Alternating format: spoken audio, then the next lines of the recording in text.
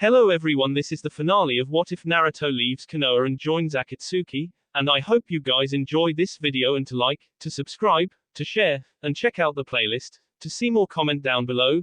Now let's start the intro. They call me a god. They call me a god.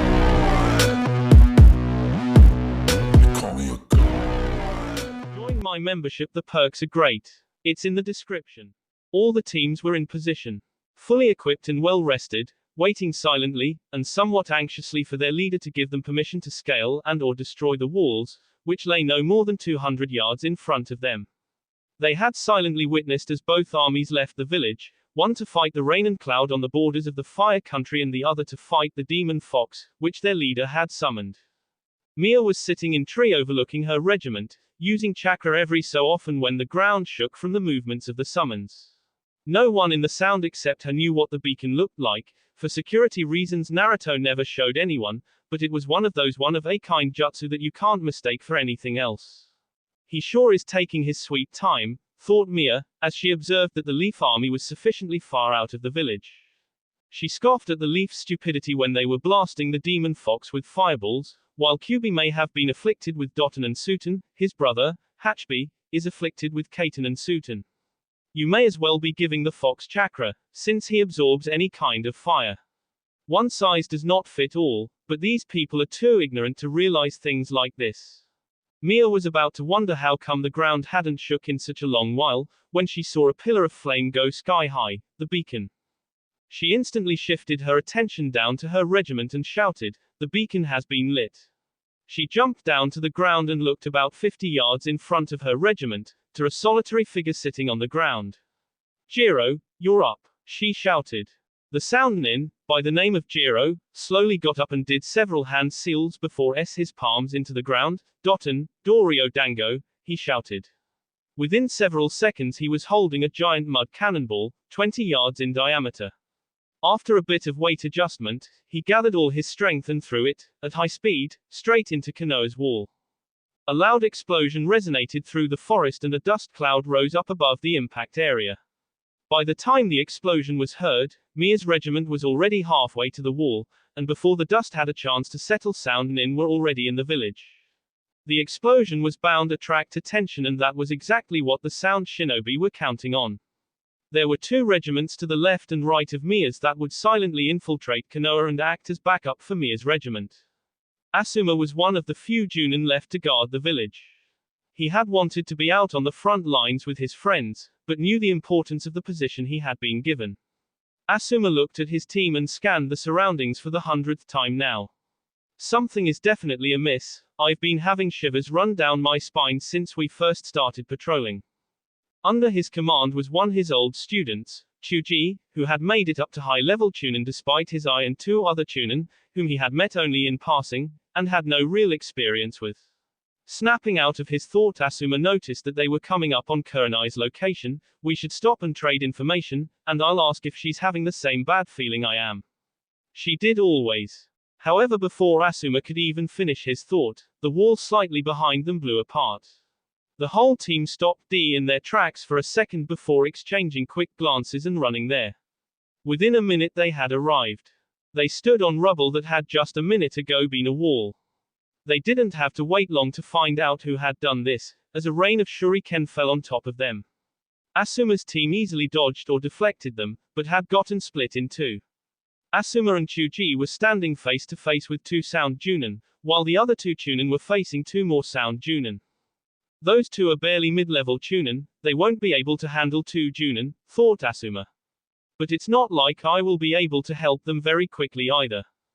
Asuma quickly did a couple of hand seals and two cage bushin appeared next to him. But before he could send them to help the Chunin, hundreds of earth spikes came up all around them. Asuma and Chuji managed to jump away with only a -C on the ankle and thigh, respectively. Asuma's cage bushin were instantly destroyed. Jiro looked sideways at Asuma and Chuji. "That's genin level usage of the cage bushin, but it seems that your friends didn't fare as well as you did." Asuma spared a glace at his companions, only to see them being single-handedly by a green-haired sound Junin. Asuma's frown soon turned into an angry scowl. "You'll all pay for that." Jiro laughed at Asuma and nodded to his teammate, Takedo. As Jiro finished his hand seals, Takedo nodded back and vanished from sight, slightly startling Asuma. Doton, landbind, said Jiro as he pressed his palms to the ground. Asuma had seen this jutsu before, so was able to evade it, and Chuji had already activated his Biker no Jutsu, and as soon as the ground had started to move around him he had begun Meat Tank no Jutsu. Jiro used Doton, Shinjuzanshu to escape the meat tank, and started doing seals while underground. Doton, surface quicksand, he said, channeling chakra into the ground above him. This was meant to at least slow down, if not completely stop Chuji.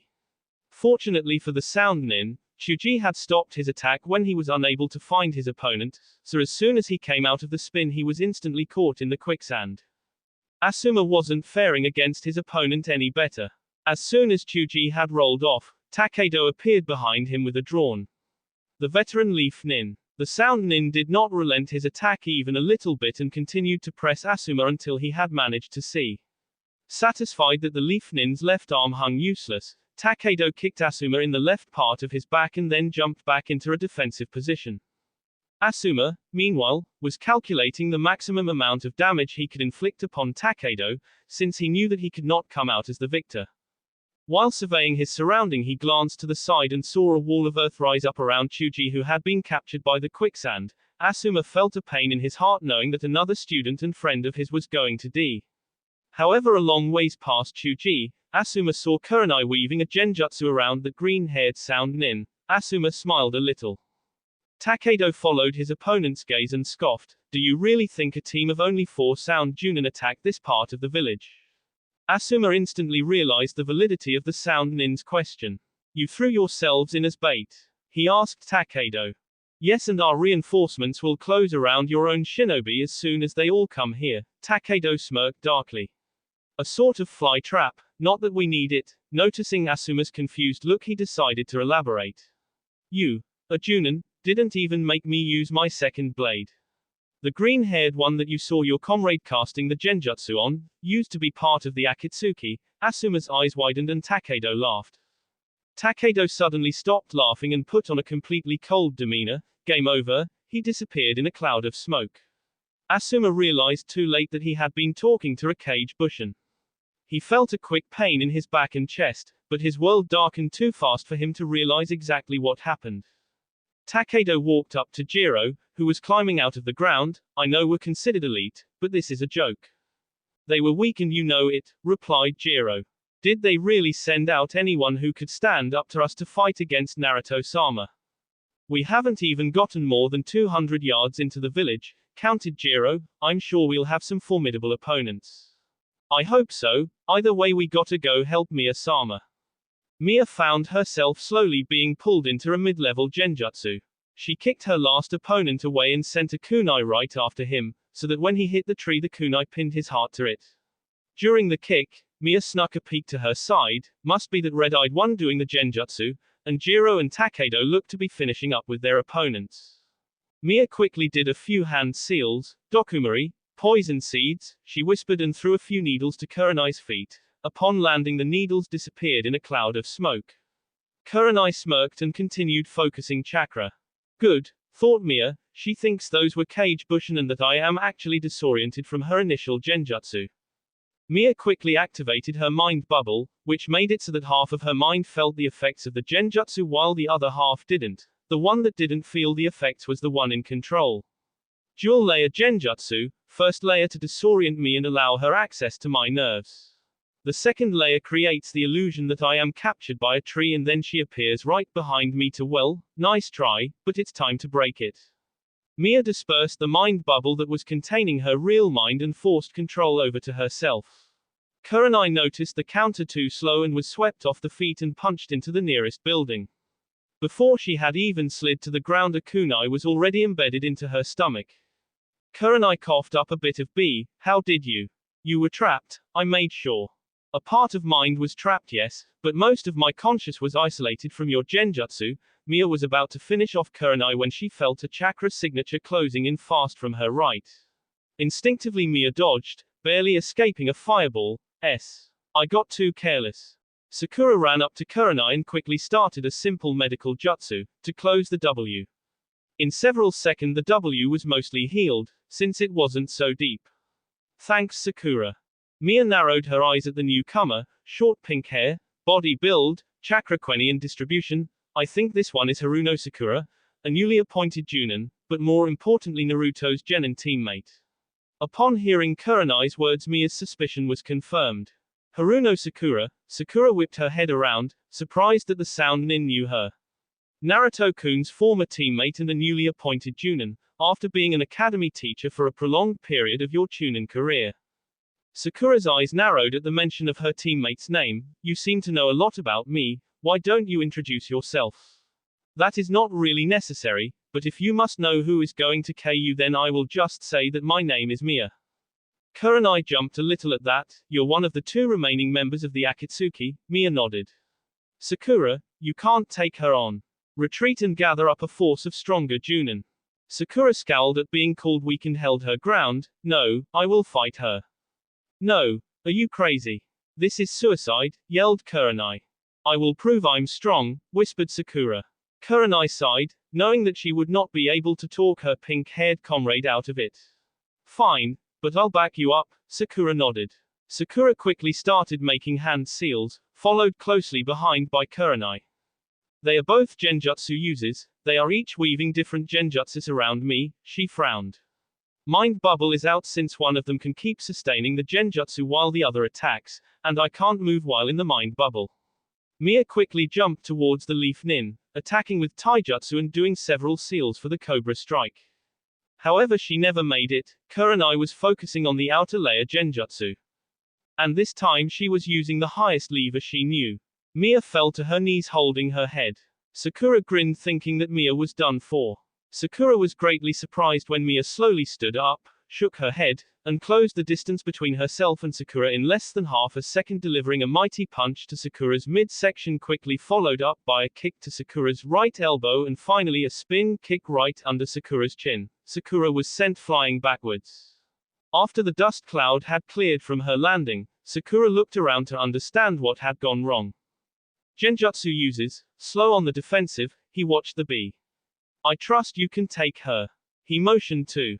Yes, go on ahead. Takedo nodded and jumped off toward the center of the village. As soon as Takedo had gone, Mia turned her attention back to Sakura.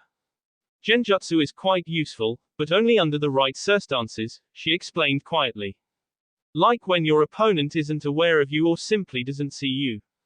Or when you have someone to hold off the opponent while you trap them in the genjutsu. Otherwise, you are completely exposed to your enemy's attack. Sakura had gotten up while Mia was talking and was working on a healing jutsu for her fractured elbow, which was proving difficult since she had a really hard time making seals. So you see, a genjutsu user is a team player and very rarely can one do much alone. Mia edged her head to the side. Do you see any teammates around? Sakura flinched at the implication, but kept her concentration on channeling healing chakra to her elbow. But you already knew that. You recently became the Hokage's apprentice because you knew that genjutsu alone wouldn't be able to keep you alive against Naruto, Mia snickered. What chance do you have against Naruto, if you can't even beat me? He was trained by the best of the Akatsuki. Trained to be a mass shinobi. Trained to be able to take on one of your Sannin and walk away with minor W. Sakura frowned at what had become of Naruto. You frown now, but you didn't give a damn when he was young. Always infatuated with that idiot who couldn't take on Itachi even if Itachi did not have the Mangekyo, Mia sighed. She was getting worked up. There was no need to get worked up. These people were just a bunch of fools. She sighed again. I'm done with you. She held up her index and middle fingers in front of her mouth and channeled the appropriate chakra. At first Sakura did not understand what the sound nin had done, but soon she was a thin layer of green smoke cloud her vision. Looking down she saw the poison coming up from little balls on the ground. She started coughing. The needles I threw during my battle with Kurenai were actually those balls in henge. Poison seeds, I call them. They take root in the ground and expel poison once activated. Sakura tried to stomp them out, but was only laughed at by Mia. You can't destroy them once they have taken root.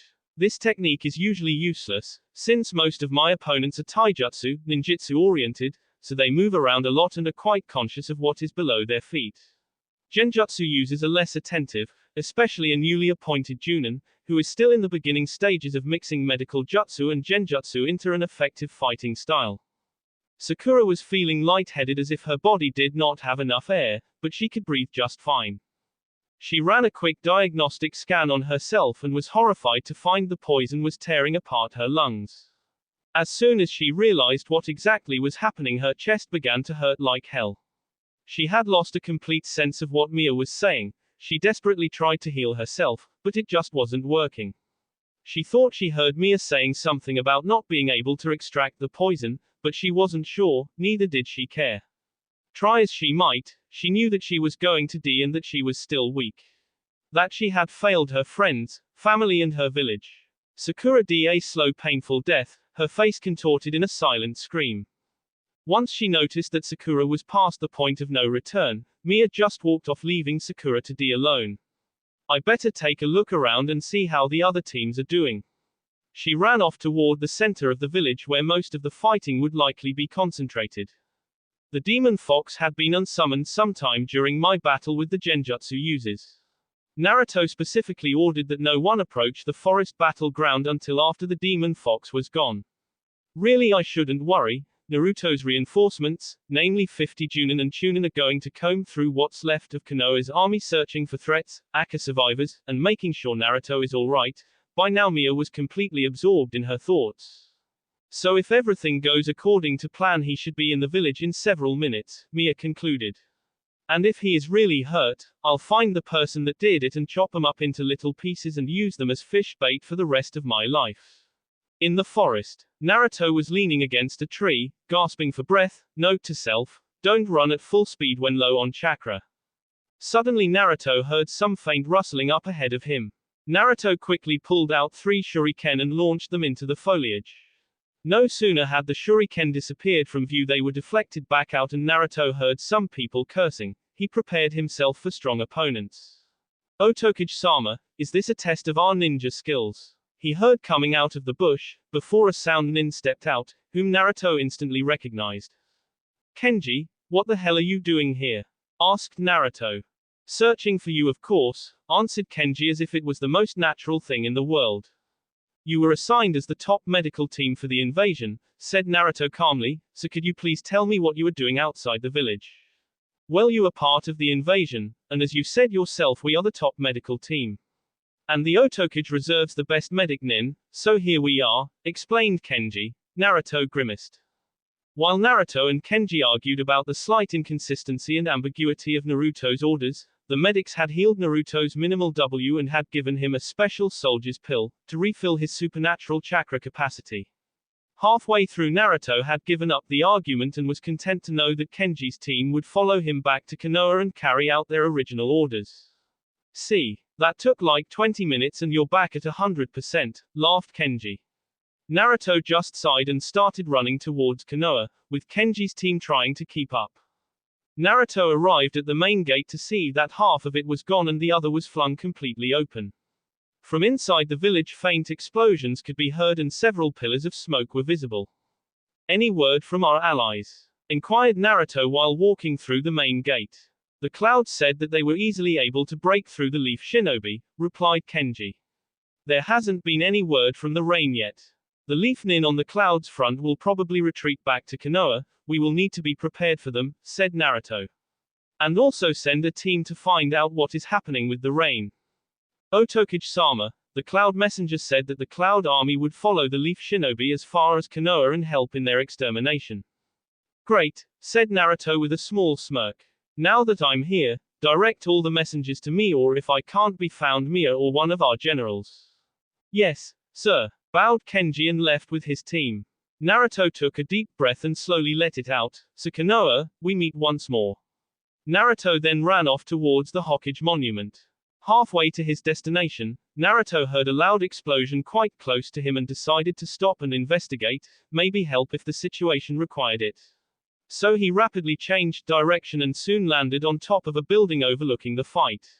He instantly recognized both sides. There were 2 sound nin and 2 leaf nin. The leaf nin were Tenten and a Hyuga, while the Sound Nin were both part of the Onosaki clan. The Hyuga is dealing with the short-range combat and Tenten is helping doing all the long-range fighting, observed Naruto. But this has already been tested 5 years ago. The Onosaki clan were able to defeat the Hyuga clan. I wonder why this battle is taking so long. Wondered Naruto until he took a closer look at the Sound Shinobi, and almost gave away his position by laughing out loud. Of course, those are the Onosaki twins, the two prodigies. Suddenly a barrage of kunai and shuriken was launched at Naruto, who had managed a kawarimi with his kage bushin, and so was now sitting on the wall of the building looking over at Tenten. Let me guess, the Hyuga found me and you just decided to make me join the battle, so that there were no unknowns, right? Tenten immediately recognized who it was and gasped. The Sound Shinobi also recognized their leader and bowed slightly in a formal acknowledgement. Ayaka, we can't win this. The best strategy right now is to run, said Tenten to her companion. No, I will not run away from my opponents, said the Hyuga arrogantly. Naruto chuckled, just like Neji, I see. A Hyuga prodigy that thinks everyone is below her. The Hyuga snorted, I'm nothing like Neji, I'm from the main family and I don't die on simple rescue missions. Main family. Didn't I kill everyone in the main family? Asked Naruto. Ayaka's eyes narrowed in anger, so you were the one that killed Hanabi. I have trained to revenge her death and now I will do so. Naruto sighed and looked over at the two Sound Shinobi. Would you two twins please finish her off? Ayaka smirked, as if those two could even lay a finger on me. That last statement got the twins riled. One of them went through a series of quick hand seals and launched a sound blast right at the Hyuga. Ayaka simply did a kiten to deflect the attack. Tenten used this time to attack the twins by throwing several spiked spheres with explosive tags at them. The twins had anticipated this and the second one had already prepared a wind jutsu that knocked away the explosive spheres. By the time the wind jutsu was done, the first twin had already prepared his next ninjutsu, fracture waves. Ayaka was about to laugh and say that nothing happened when Tenten suddenly screamed and fell down holding her knees. The Hyuga suddenly noticed that only one of the Sound Nin was standing in front of her. Using her Byakugan, she instantly spotted the second one firing off some sort of attack at her from behind, so she activated her kiten without even thinking. After all, the kiten was an ultimate defense. Decibel overload, he calmly said and fired off his attack despite the fact that Ayaka was within her kiten.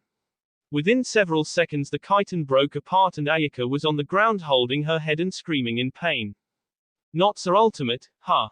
Asked Naruto. Tenten was watching in horror as Ayaka just kept screaming. What the hell happened to her? The Onosaki clan's blood limit is the ability to manipulate pure sound waves, explained Naruto.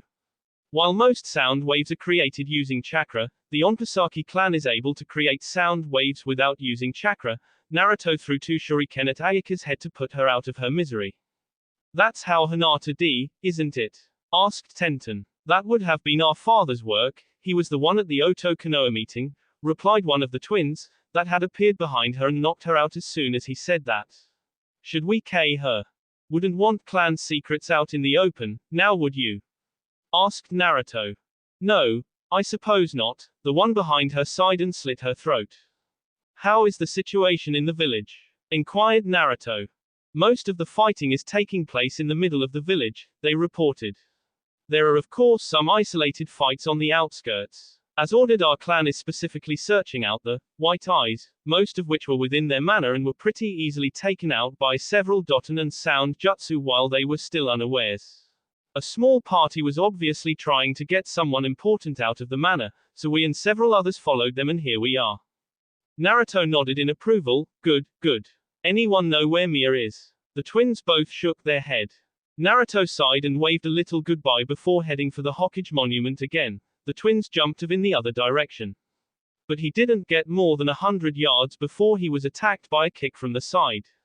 Naruto didn't even bat an eye. He turned around in midair, grabbed his attacker's leg, pulled him closer and punched him in the stomach. This attacker was special though, and burst into a cloud of bugs as soon as Naruto punched him. Aberrame, cursed Naruto. The bugs made to wrap around Naruto, but he used a kawarimi and they only consumed a log. During his training, Naruto received extensive information about very many advanced bloodlines, so he knew that he wasn't in the clear yet and that there was probably a bug somewhere on him that was revealing his position. I hate using this jutsu, Naruto mentally sighed. He prepped the jutsu that he was going to use, but waited before actually activating it. Bugs may be quiet, but with my enhanced senses I can hear the flapping of wings. Naruto concentrated more chakra to his ears. There, thought Naruto, but didn't give any outward sign. Let's see, he's not attacking, so that means he's setting up some sort of trap. Naruto heard some faint shuffling behind him, for his partner.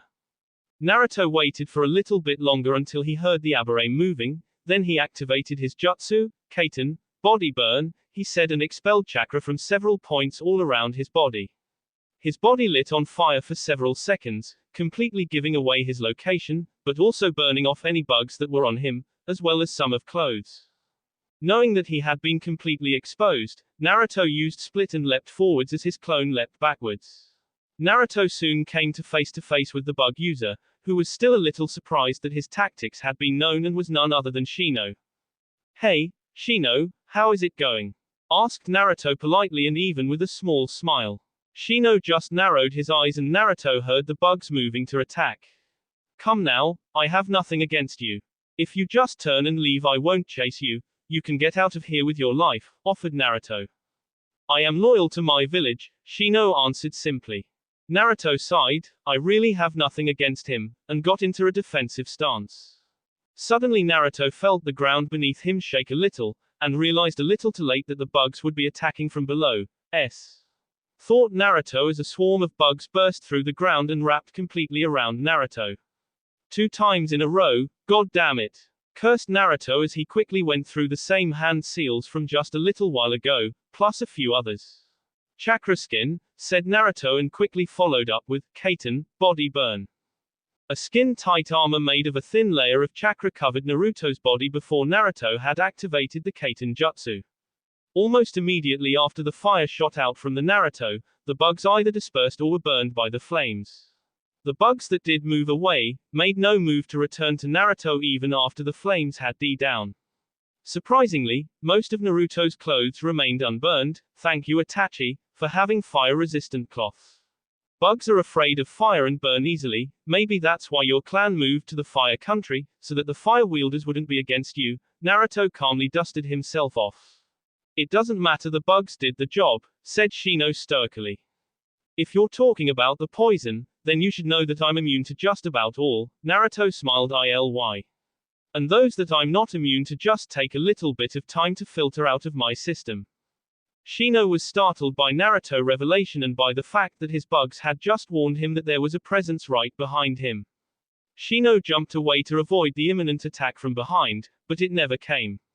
Instead, the real Naruto had opted for a frontal assault, knowing that Shino had fallen for his cage Bushin distraction. A knee to the stomach greeted Shino in midair, followed up by an elbow to the back of his neck. His bugs managed to create a shield to block the elbow hit, but neither Shino nor the bugs anticipated the 3 needles that Naruto's clone had thrown up at Shino. The needles pierced Shino's neck and he fell to the ground in an unconscious state. In midair, Naruto had felt his chakra-enforced cage Bushin break apart, so he wasn't surprised that he was forced to block half a dozen shuriken and kunai, with his katana, only several seconds after he landed. You're a good shot, Iruka-sensei, said Naruto calmly. Naruto, he said in a bitter tone. Has it really come down to me and you? Asked Naruto. I won't let you destroy this village, yelled Iruka. The village is destroyed with or without me. Meaning you now would make no difference, is that right? Asked Iruka. You know, a very prominent figure in Konoha's history once said, if the most powerful cannot act accordingly, then they are undeserving of life.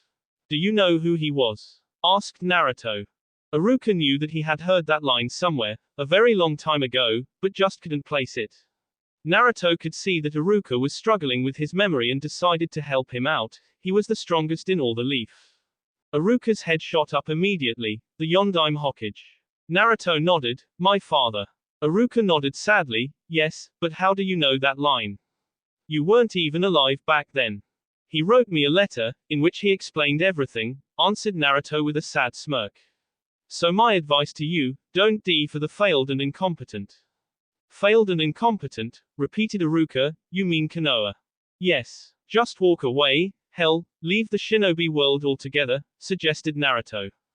No. If you think I'm going to abandon my home, you are sorely mistaken, yelled Iruka and charged at Naruto. Naruto easily sidestepped, appeared on Iruka's other side and knocked him down to his knees. I don't want you to die, said Naruto sincerely. I will die for my village, said Iruka defiantly, I will not betray it.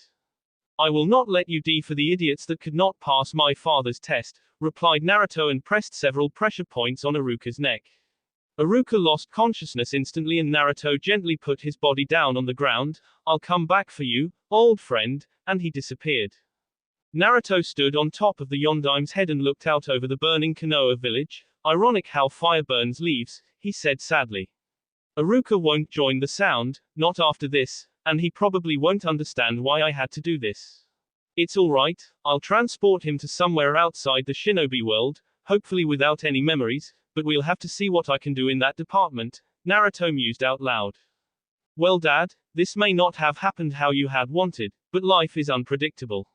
I just hope that I can accomplish the dream that you set up for me.